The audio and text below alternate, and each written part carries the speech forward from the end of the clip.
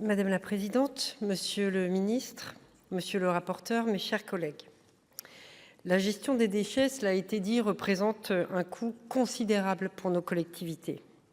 L'efficacité des éco-organismes reste à démontrer. Nous ne parvenons pas à réduire davantage la quantité de déchets produits et les dépôts sauvages se multiplient. Bref, c'est un sujet vaste qui mériterait d'être repensé en mode systémique.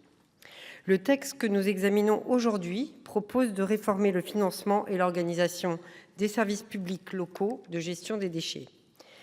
Mais outre la question de la faisabilité même des mesures proposées, entre transmission de données médicales personnelles ou encore installation de points d'apport volontaires tous les 200 habitants, ce texte pose pour nous, les indépendants, un problème d'efficacité écologique.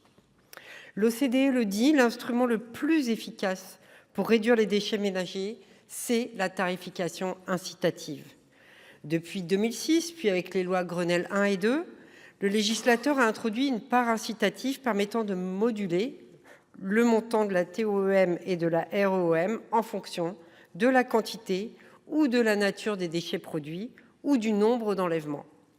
Cette logique est compréhensible par tous. C'est le principe pollueur-payeur, ça a été rapporté. C'est lui qui encourage à adopter un comportement plus vertueux et plus éco-responsable. Et c'est efficace. L'ADEME estime que les collectivités ayant mis en place la tarification incitative constatent en moyenne une baisse de 30% du volume des ordures résiduelles. Alors pourquoi instaurer une modulation en fonction du niveau de revenu? On nous parle de justice sociale, mais il ne revient pas aux politiques environnementales de traiter des inégalités sociales.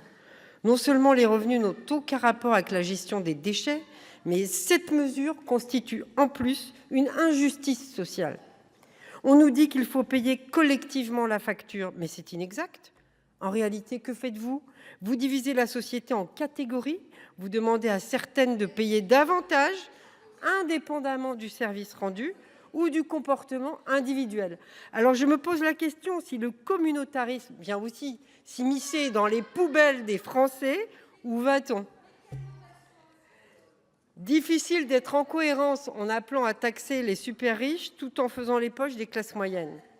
D'autant que les faire payer davantage, ce sera sans incidence, mes chers collègues, sur la quantité totale d'ordures ménagères produites. Cette proposition de loi qui souhaite contribuer à conduire une transition écologique ne peut pas mieux renoncer aux objectifs environnementaux. La fiscalité environnementale agit comme un rappel permanent de notre responsabilité individuelle. Elle est efficace si elle est directement liée à la pollution ou à la quantité de déchets. Si nous sortons de cette logique, si nous intégrons des objectifs redistributifs, l'effet incitatif va diminuer mécaniquement.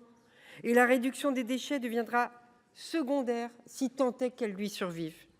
Encore une fois, l'amélioration de la gestion de nos déchets appelle une approche globale et systémique. Taxation incitative sans dépasser le seuil acceptable afin d'éviter les contournements, les dépôts sauvages, alternatives accessibles comme des points d'apport, le tri, le compostage, la valorisation, notamment énergétique, la réduction des emballages et surtout la pédagogie. Et pourquoi pas réfléchir à une prise en compte de la composition du foyer ou des besoins particuliers des membres dans leur évolution temporelle, mais via des aides ou des compensations.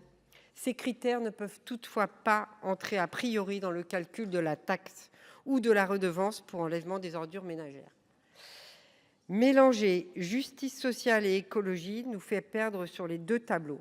Ne compromettons pas, mes chers collègues, nos objectifs environnementaux au nom d'une posture purement idéologique.